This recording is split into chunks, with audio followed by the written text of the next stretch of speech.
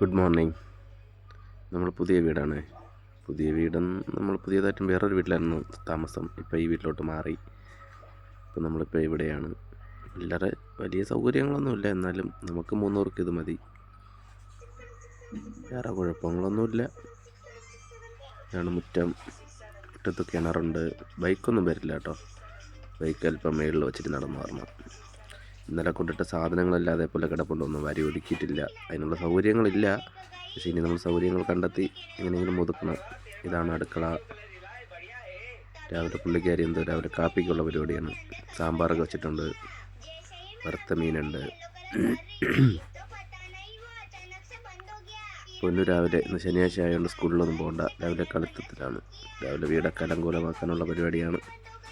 സന്തോഷത്തിന് മായ്ക്കുന്നുണ്ട്. പല്ല് തേക്കാനൊന്നുമില്ല, ഗോൾഗരിൻ്റെ രുചി നോക്കാനാണ്. അതാണ് വീടിൻ്റെ മുറ്റത്തുള്ള കിണർ. വെള്ളം ഇന്നലെ നല്ല മഴയായിരുന്നു. വെള്ളം കലങ്ങി കിടക്കുക.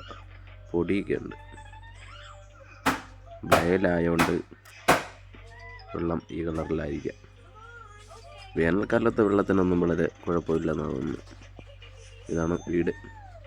എല്ലാവരും ഫോളോ ചെയ്യണേ. ആദ്യമായിട്ടൊക്കെ വീഡിയോ ഇടുന്നതാണ്.